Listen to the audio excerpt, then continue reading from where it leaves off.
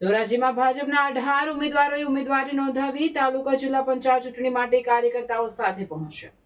ધોરાજીમાં સ્થાનિક સ્વરાજ્યની ચૂંટણીને લઈને આજરોજ તમામ ઉમેદવારો સાથે ભાજપ નેતા અને કાર્યકર્તાઓ આજરોજ ધોરાજી બાવલા ચોકથી સ્ટેશન રોડ પર થઈને મામલતદાર કચેરી એકઠા થયા હતા. રાજકોટ જિલ્લાના ધોરાજી તાલુકા પંચાયતની 16 સીટ અને જિલ્લા પંચાયતની 2 સીટ પર ભાજપના ઉમેદવારોએ ઉમેદવારી પત્ર ભર્યા. ધોરાજીના ધારાસભ્ય મહેન્દ્ર પાડલિયાની ઉપસ્થિતિમાં વિજય વિશ્વાસ રેલી યોજી અને ભર્યા ઉમેદવારી પત્ર.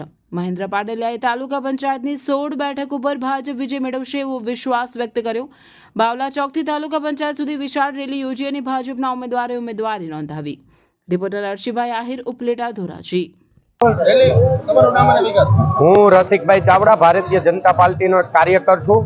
ધોરાજી તાલુકાની અંદર આજે તાલુકા પંચાયતના સદસ્ય અને 2 જિલ્લા પંચાયતના સદસ્ય વિજયના શંખનાદ સાથે ફોર્મ ભરેલ છે અને નરેન્દ્ર મોદી સાહેબે જે વિકાસની યાત્રા ચાલુ કરી છે એને અમે બધા સાથે રહી લોકોને સાથે મતદારોની સાથે મળી અને વિકાસની યાત્રાને આગળ વધારશું.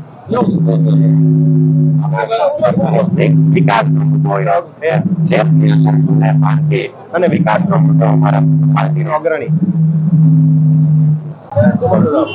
મારું નામ રાજુભાઈ વિક્રમભાઈ ડાંગર, બક્ષીપંચ મોરચા તાલુકાનો પ્રમુખ છું.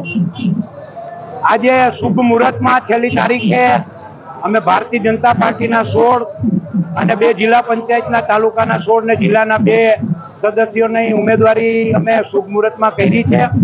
પણ મિત્રો, આ તકે હું આપના માધ્યમ દ્વારા તાલુકાને રાજ્યને સંદેશો આપવા માંગુ છું કે જે 16 સીટ છે ને 2 જિલ્લાની છે, 16 માંથી અમને 13-14 સીટ 100% અત્યારે જીતી રહ્યા છીએ.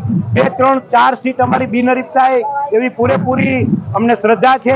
એનું માત્ર ને માત્ર કારણ એ છે કે આ વિસ્તારના પૂર્વ ધારાસભ્ય જે કોમવાદ ઝેરવાદ જે ફેલાવી રહ્યા છે અને લોકોને ગુમરાહ કરી ભાજપનો નિષ્ઠાવાન કાર્યકર હોય એને કોંગ્રેસમાં લઈ જાય છે, સામ દામ દંડ ભેદનો જે કરે છે, બરોબર છે. એને હિસાબે અમે એને સમજાવતા પુનઃ અમારો ખેસ કરી લીધો છે.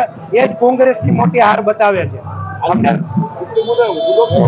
અમારો ચૂંટણીનો મુદ્દો માત્ર વિકાસ છે અને અત્યારે જે વૈશ્વિક મહામારી ચાલી રહી છે, યુદ્ધને હિસાબે ગુજરાતમાં કોઈ જાતની પેટ્રોલ ડીઝલની કોઈ કૃત્રિમ તંગી પણ નથી થવા દીધી અને એ માત્ર ને માત્ર યશ છે ગુજરાતના પનોતા પુત્ર નરેન્દ્રભાઈ મોદી સાહેબને જાય છે.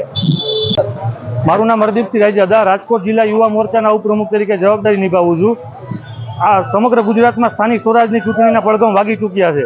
એવી જ રીતે ધોરાજી તાલુકા પંચાયતની 16 તાલુકા પંચાયતની સીટના ઉમેદવારો અને ધોરાજી તાલુકા પંચાયતમાં આવતી 2 જિલ્લા પંચાયતની સીટના ઉમેદવારો, તમામ ઉમેદવારો આજે નામાંકન રેલી રૂપે વિજય સરઘસમાં અને વિજય મુહૂર્તમાં ફોર્મ ભરવા માટે જઈ રહ્યા છે. જ્યારે કોંગ્રેસ હાર ભાળી ગઈ છે એટલે સરપંચો અને તાલુકા પંચાયતના સદસ્યોને ભરમાવાના તમામ પ્રયત્ન કરવા છતાં એ લોકોને આજે ફાવા દીધા નથી.